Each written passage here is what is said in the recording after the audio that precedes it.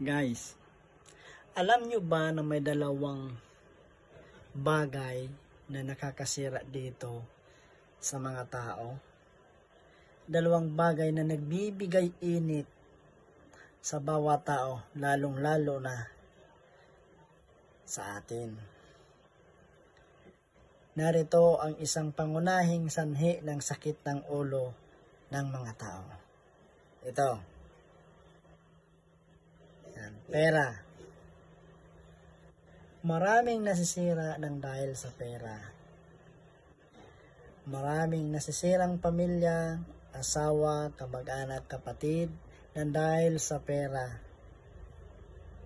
Kasi pera na ngayon ang tanging sinasamba ng tao.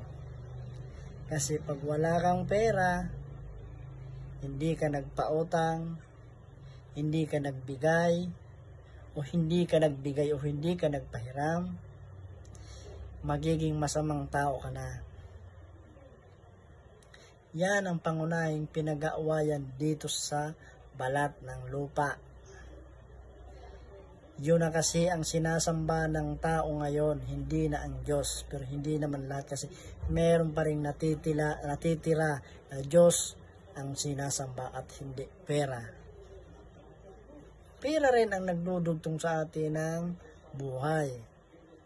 At pera rin ang nagbibigay sa atin ng kaginhawaan sa buhay para makakain tayo ng masasarap. Makapunta sa iba't ibang lugar, sa iba't ibang dako ng mundo. Pera rin ang pwedeng mabili na kahit na ano, yung mga gusto nating mga sasakyan, mga material na bagay, pera ang dahilan. Maraming nasisira at maraming namamatay ng dahil sa pera.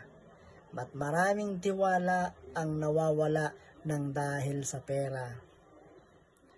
May mga bagay tayong gustong makuha kasi nakikita natin sa iba na meron sila tapos tayo wala.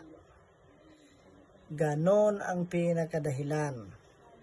Yung pera at ang mga nakikita natin sa kapalibutan, lalong-lalo na sa ating kapwa. Yung wala tayo at siyempre naiinggit tayo. Sa ngalan ng inggit, walang taong hindi naiinggit. Lahat tayo may nararamdaman na inggit. Ang pagkakaiba lang ng inggit sa mga tao, yung iba kasing tao naiinggit, ipinapakita nila o pinapahalata. Mayroong tao rin na naiinggit sila pero hindi nila nilalabas. Yung inggit nila, ginagawa nilang inspirasyon para makamit din nila yung tagumpay ng iba.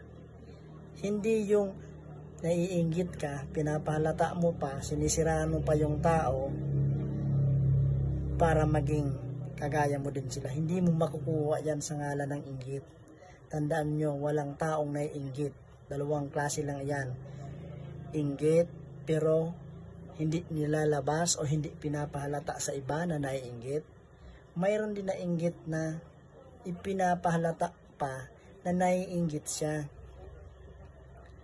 Yun ang dahilan ng pera. Narito ang pangalawa. Ito. Taas. Yan ang mga problema ng mga kalalakihan.